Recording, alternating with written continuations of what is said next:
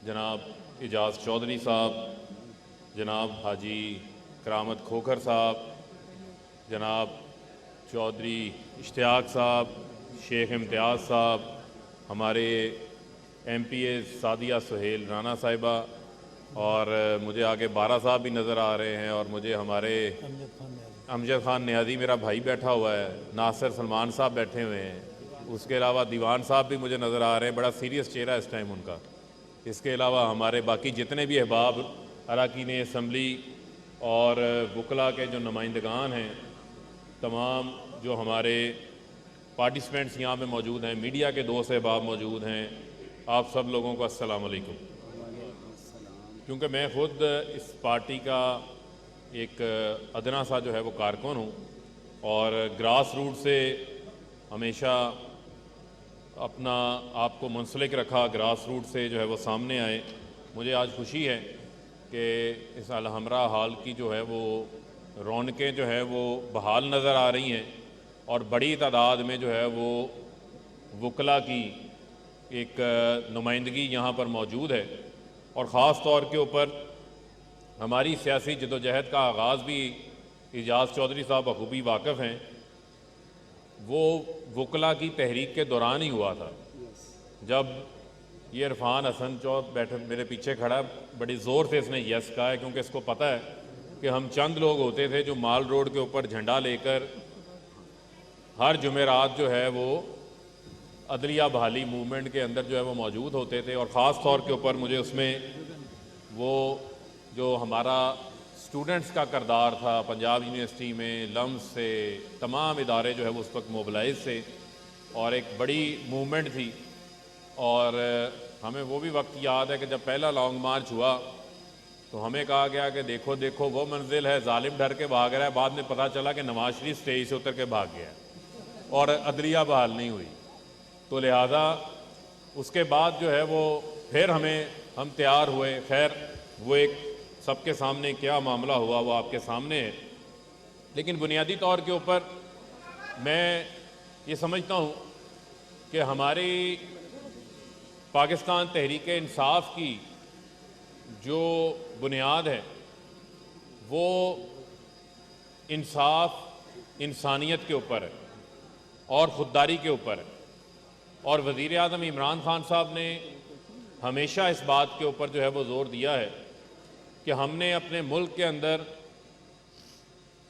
इंसाफ और rule of law सबके लिए जो है वो एक जैसा नाफिज करना है।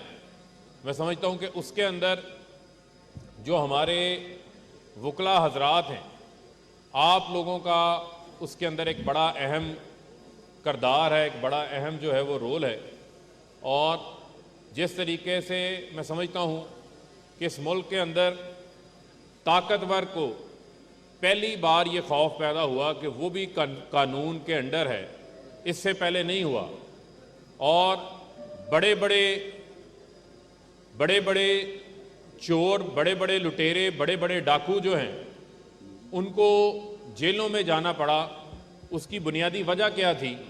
उसकी बुनियादी वजह ये थी कि वज़ीर आज़म इमरान खान की 22 साला जो है वो जदोजहद थी इस हवाले से, और उन्होंने इस कमिटमेंट का इजहार किया कि इस मुल्क के अंदर जो है वो कानून का, इंसाफ का जो है वो बोलबाला हमने करना है। और जो एहतसाब का अमल है, उस एहतसाब के अमल को हमने किसी सूरत भी जो है वो कमज़ोर नहीं पड़ने देना। उस एहतसाब के अमल को जो है वो हमने मजबूत करना है, क्योंकि जहाँ जमहूरियत होती है, जहाँ इख्तियार होता है, जहाँ ताकत होती है, वहाँ पर आपकी फिर अकाउंटेबिलिटी भी होती है। और मैं समझता हूँ कि उस अकाउंटेबिलिटी के अमल के अंदर कोई भी रुकावट डालने आता है, कोई भी ब्लैकमेल करने आता है, तो आप वकला हजरात की जिम्मेदारी है कि आप उसके आगे सीसा पलाई वाली दीवार बन के जो है वो खड़े हो। इसके अलावा हमारी हुकूमत कानून साजी के ऊपर जो है वो काम कर रही है। ख़ास तौर के ऊपर जो आपके कवानीन हैं, फ़रोग नसीम साहब उसके ऊपर जो है वो बेहतर अंदाज से जो है वो रोशनी डालेंगे, आपके सामने रखेंगे। चाहे वो हमारी CPC हो, चाहे वो हमारी CRPC हो, या पाकिस्तान पीनल कोड का हमारे जो कानून है सीपीसी के ऊपर हमने लेजिस्लेशन अपनी की, उसको सूबों ने भी अडॉप्ट किया। इसके अलावा जो हमारा सीआरपीसी है उसके ऊपर हमारी वसी पैमाने के ऊपर जो हुकूमत की जो हमारा क्रिमिनल जो हमारे फौजदारी के मुकदमात हैं उस हवाले से एक वाइड कंसल्टेशन जो है वो हमारी वजारत कानून और इंसाफ ने जो है वो की है और उस अमल को अभी तक जो है वो ये जारी रखे हुए हैं। बहुत जल्द जो है वो कंक्लूड होगा ताकि हम लोगों को सस्ता और फौरी इंसाफ जो है वो मुमकिन बना सकें। ये वज़ीर आज़म इमरान खान साहब की तरजीहात के अंदर शामिल है। तो लिहाजा मैं समझता हूँ कि आज के कन्वेंशन से इस हवाले से भी बात सामने आनी चाहिए कि इस कानून के रास्ते में भी अगर कोई इंटरेस्ट ग्रुप सामने आता है, इसके अंदर अगर कोई रुकावट सामने आती है, तो मैं ये समझता हूँ ये भी हमारे वकला की जिम्मेदारी है कि आप, क्योंकि ये वो पेशा है जो कायद आज़म मोहम्मद अली जिन्ना जो पाकिस्तान के फाउंडिंग फादर हैं, जो हमारे बानी पाकिस्तान हैं, उनका भी ये पेशा था। तो मैं समझता हूँ कि उसी सोच को, उसी स्पिरिट को आप सामने रखते हुए इस तरमीम के साथ भी जो है वो आप लोगों ने खड़े होना है। इसके अलावा मैं समझता हूँ कि वज़ीर आज़म इमरान खान साहब का जो विजन है वो बड़ा क्लियर है। हम पाकिस्तान को जो दरपेश चैलेंजेस हैं, चाहे वो आलमी सतह के ऊपर दरपेश चैलेंजेस हों, आपने देखा कि आपके वज़ीर आज़म ने हमेशा हक और सच का साथ दिया है और हमेशा उन्होंने एक जुर्रतमंद लीडर होने का सबूत दिया। चाहे वो कश्मीरियों के सफ़ीर होने की बात हो, चाहे उनके दलेर दुनिया के सामने उनके दलेर वकील बनने की बात हो, चाहे वो आलमी फोरम्स हों, कभी वो उस मामले से जो है वो पीछे नहीं हटे।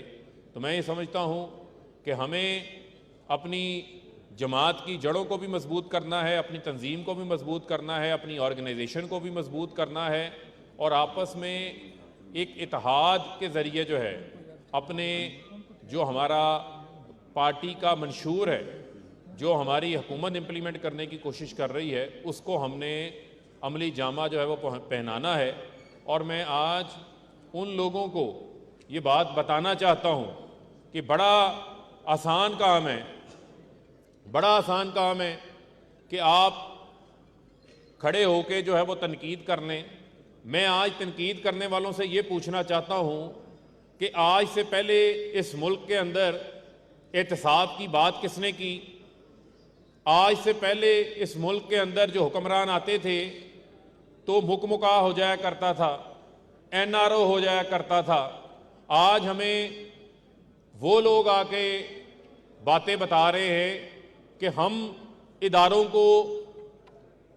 की जो है वो हमेशा बालादस्ती के लिए हमने काम किया, लेकिन जब हमारे खिलाफ वो लोग बातें करें जिन लोगों ने सुप्रीम कोर्ट के ऊपर हमले किए हों, जिन्होंने बेंचों के ऊपर ब्रीफ केस चलाए हों, जिन्होंने हमेशा इदारों के खिलाफ काम किया हो, जिन्होंने टेलीफोनों के ऊपर खुलेआम जो है वो फैसले लिखवाए हों, वो आज अगर हमें आके कहें कि ये एहतसाब नहीं है, ये इंतकाम है, तो फिर हम उनको बताना चाहते हैं कि आप लोगों ने जो लूटमार की, जो 18-18 साल के बच्चे आपके जिन्होंने लंदन में महलात बना लिए, वो अलादीन का चिराग जो है वो आपके पास ही आया, वो पाकिस्तान की आवाम के पास तो नहीं आया कि वो भी लंदन में महलात बना लेते।